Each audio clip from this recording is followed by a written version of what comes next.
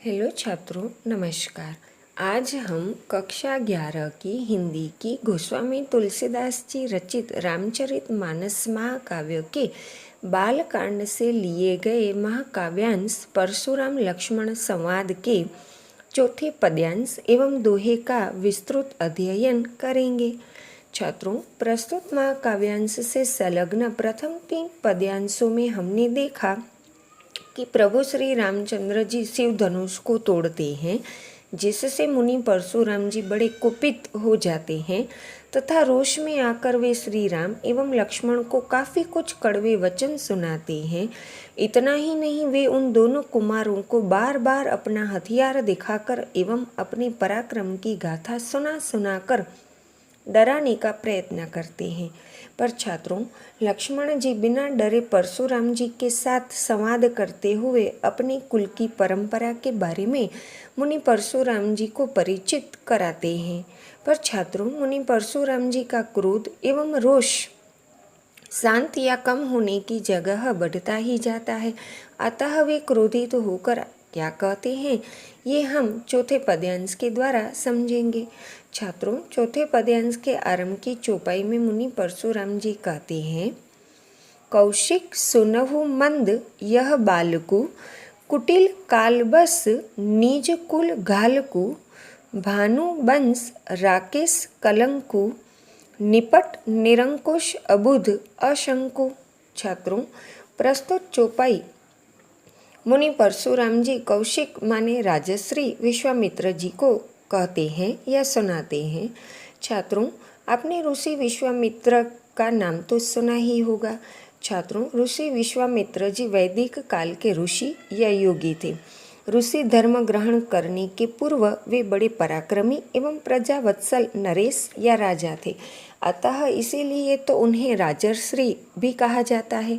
ऋषि वशिष्ठ जी से कामधेनु गाय को हड़पने के लिए उन्होंने उनसे युद्ध किया था, मगर वे उस युद्ध में हार गए। इसी पराजय या हार ने उन्हें घोर तपस्या के लिए प्रेरित किया। विश्वामित्र ने अपने तपोबल पर त्रिशंकु को सशरीर स्वर्ग भेज दिया था। विश्वामित्र की तपस्या एवं मेनका द्वारा उनके तपोभंग की कथा जग प्रसिद्ध है। छात्रों, कालिदास रचित अभिज्ञान शकुंतलम का प्रमुख स्त्री पात्र शकुंतला मुनि विश्वामित्र एवं मेनका की ही संतान थी, जिसे कणव ऋषि ने पाल पोसकर बड़ा किया था। ऐसा माना जाता है कि हरिद्वार में आज जहाँ शांति कुंज है, इसी स्थान पर ऋषि विश्वामित्र जी ने घोर तपस्या करके इंद्र से रुष्ट या नाराज होकर एक अलग ही स्वर्गलोक की रचना की थी। छात्रों, ऋषि विश्वामित्र ने ही हमारे देश को रुचा बनाने की विद्या दी थी तथा गायत्री मंत्र की रचना उन्होंने ही की थी, जो भारतीयों के हृदय एवं जिह्वा पर हजारों सालों से आज तक अनवरत निवास कर रहा है। छात्रों, अब प्रस्तुत महाकाव्यांश की बात करें तो छात्रों, ऋषि विश्वामित्र राम एवं लक्ष्मण के गुरु थे। महर्षि विश्वामित्र का आश्रम बक्सर बिहार में स्थित था। यह स्थान गंगा सरयू के संगम के निकट बताया गया है। उनके आश्रम को सिद्धाश्रम भी कहा जाता है। छात्रों, ऋषि विश्वामित्र जी प्रभु श्री राम एवं लक्ष्मण के गुरु भी माने गए हैं। मारीच, सुबाहु जैसे राक्षस यज्ञ आदि धार्मिक कार्यों में विघ्न डालकर विश्वामित्र आदि ऋषि मुनियों को बहुत परेशान करते थे। अतः वे राजा दशरथ से राम को मांगने के लिए अयोध्या आते हैं। तब राजा दशरथ पुत्र मोह या पुत्र प्रेम के कारण ऋषि विश्वामित्र को श्री राम सौंपने से मना कर देते हैं। पर मुनि वशिष्ठ के बहुत समझाने पर महाराजा दशरथ प्रभु श्री राम और लक्ष्मण को ऋषि विश्वामित्र को देने के लिए वे तैयार हो गए और इस प्रकार श्री राम एवं लक्ष्मण को राजा दशरथ ने ऋषि विश्वामित्र को सौंप दिया। इस प्रकार छात्रों, प्रभु श्री राम एवं लक्ष्मण ऋषि विश्वामित्र जी के आश्रम में आ गए और मारीच, सुबाहु आदि का वध करके प्रभु श्री राम ने आश्रम में सबको आनंद प्रदान किया और बाद में ऋषि विश्वामित्र जी ने उन दोनों राजकुमारों को राजा जनक के द्वारा आयोजित धनुष यज्ञ एवं सीता स्वयंवर की बात बताई और वे उन दोनों कुमारों को जनकपुर धनुष यज्ञ में लेकर गए और यहाँ इनकी मुलाकात मुनि परशुराम जी से होती है। मुनि परशुराम जी शिव धनुष तोड़े जाने पर श्री राम एवं लक्ष्मण के पिता समान ऐसे राजश्री विश्वामित्र जी से क्रोध में आकर क्या कहते हैं, इसका परिचय एवं समझ हम प्राप्त करें उसके पहले चौपाई में प्रयुक्त अवधी भाषा के शब्द एवं अन्य कठिन शब्दों के अर्थ आदि से हम सुपरिचित हो जाएं। छात्रों, अब आप अच्छे से समझ गए होंगे कि कौशिक माने राजश्री विश्वामित्र, तो सुनहु माने सुनना, तो मंद का अर्थ यहाँ करेंगे मूर्ख या जड़, तो यहु माने यह, बालकु यानी बालक, कुटिल माने दुष्ट प्रकार का, तो कालवश मतलब मृत्यु के वश, तो निज यानी अपना, और निज का विलोम होता है छात्रों पर या पराया, तो घालको अर्थात घातक या नुकसान करे ऐसा, तो भानु यानी सूर्य, तो वंश माने वंश, तो भानुवंश अर्थात सूर्यवंश, तो राकेश माने चंद्र, कलंकु यानी कलंक या कलंक रूप, निपट अर्थात बिल्कुल, तो निरंकुश यानी उद्दंड, अबूध माने ना समझ, मूर्ख या बेवकूफ़, तो अशंकु यानी निडर। छात्रों, अब इस चौपाई को हम समझे तो प्रस्तुत चौपाई के द्वारा मुनि परशुराम जी राजश्री विश्वामित्र के समक्ष लक्ष्मण जी की शिकायत करते हुए क्रोधित होकर उन्हें कहते हैं, हे कौशिक या हे विश्वामित्र, सुनिए, यह बालक यानी कि लक्ष्मण बहुत ही जड़, मूर्ख या मंदबुद्धि बालक है। कुटिल दुष्ट यह बालक तो काल या मृत्यु के वश होकर अपने ही कुल के लिए घातक बन रहा है। यह बालक तो सूर्यवंश रूपी पूर्ण चंद्र का कलंक है। यह बालक तो बिल्कुल निरंकुश या उदंड, बेवकूफ़ एवं बड़ा निडर है।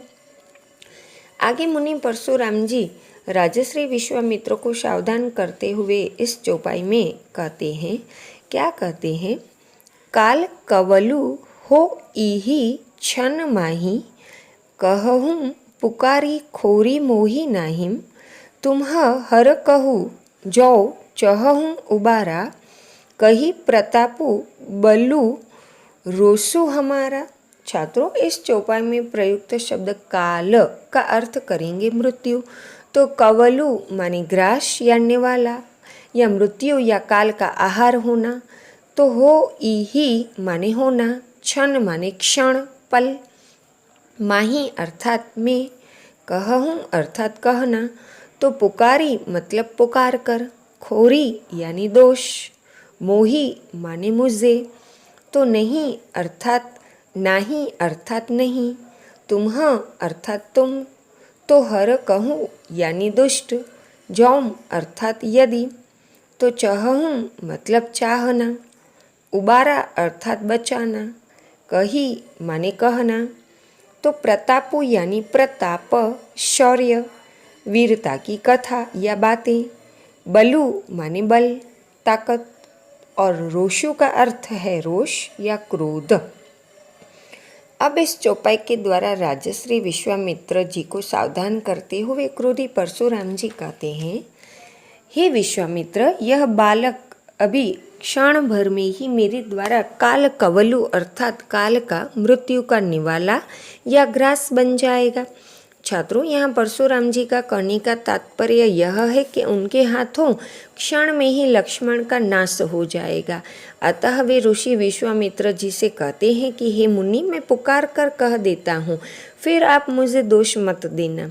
वे विश्वामित्र जी से कहते हैं कि यदि आप इस बालक को उबारना यानी बचाना चाहते हैं तो इस दुष्ट बालक को हमारे या मेरे प्रताप या पराक्रम, बल और क्रोध के बारे में समझाकर मना कर दो। तब लक्ष्मण जी मुनि से जो कहते हैं वह इस चौपाई में आएगा।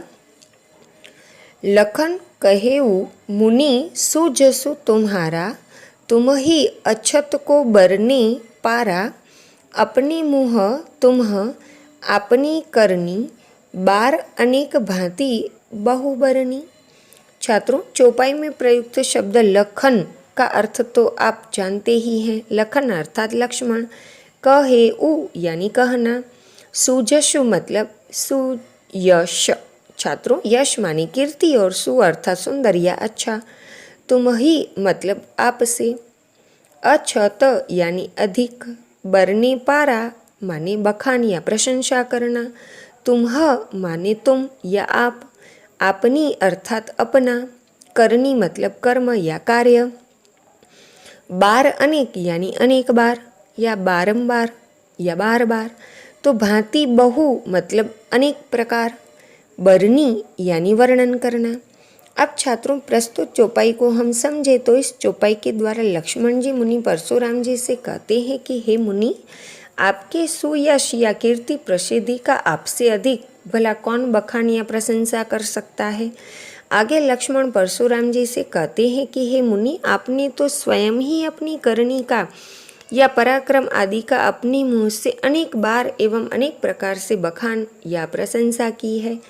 आगे इसी विषय पर लक्ष्मण मुनि परशुराम जी से कहते हैं, क्या कहते हैं वह इस चौपाई में आएगा।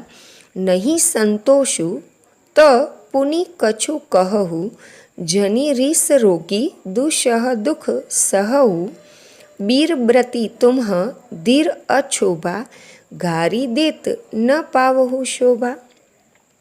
छात्रों उपरोक्त चौपाई को हम समझे उसके पहले चौपाई में प्रयुक्त शब्दों के अर्थ आदि से हम परिचित हो जाएं।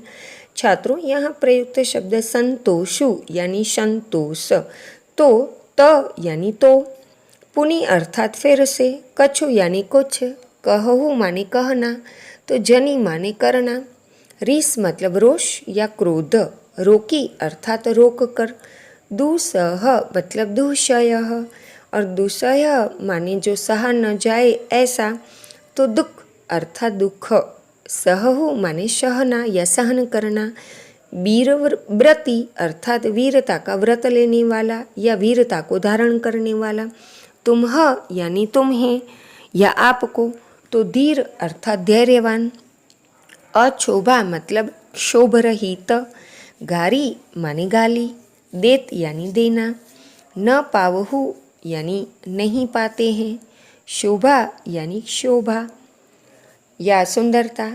अब इस चौपाई को हम समझे तो प्रस्तुत चौपाई के द्वारा लक्ष्मण आत्म प्रशंसा करते हुए मुनि परशुराम जी से कहते हैं कि हे मुनि, अपने मुँह अपनी ही प्रशंसा करते हुए आपको संतोष यानी संतोष न हुआ हो तो और फिर कुछ कह दीजिए।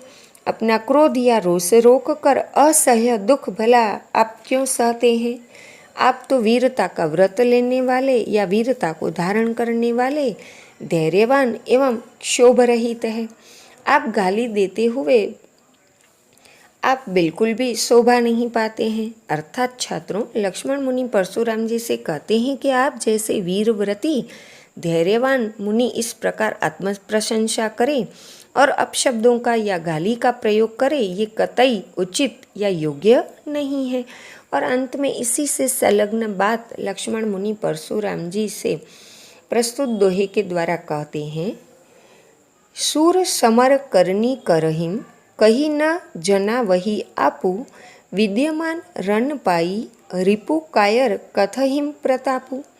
छात्रों उपरोक्त दोहे में प्रयुक्त शब्द सूर का अर्थ है वीर या सूरवीर, तो समर माने युद्ध, करनी यानी कर्म या कार्य, करहिम मतलब करना, कही अर्थात कहना, जना वही मतलब बताना, आपू माने स्वयं, तो विद्यमान अर्थात हाजिर उपस्थित या मौजूद, और विद्यमान का विलोम है दिवंगत जो उपस्थित या हाजिर न हो, तो रण यानी युद्ध, तो पाई का मतलब यहाँ हम करेंगे देख कर, तो रिपु माने शत्रु, और रिपु का विलोम तो छात्रों आप जानते ही होंगे, रिपु का विलोम है मित्र, तो कायर यानी डरपोक, और कायर का विलोम है वीर, तो कथहिम मतलब कहना, और प्रतापु माने प्रताप या पराक्रम।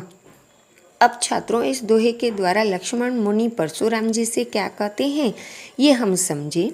यहाँ लक्ष्मण मुनि परशुराम जी से कहते हैं कि सूर या सूरवीर तो युद्ध में बहादुरी का कार्य करते हैं, वे अपनी बहादुरी के बारे में या अपनी वीरता के बारे में स्वयं कुछ कहते नहीं हैं, या यूँ कहें कि आप अपने पराक्रम की गाथा अपने मुंह से कहकर वे स्वयं का कभी प्रचार नहीं करते।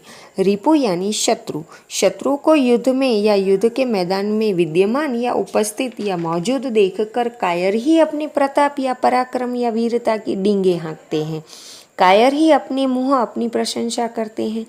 लक्ष्मण के अनुसार सूरवीर तो सूरवीरता या बहादुरी से भरा कार्य करते हैं, न कि अपनी बहादुरी या वीरता या प्रताप के बारे में बड़ी बड़ी बातें करते हैं।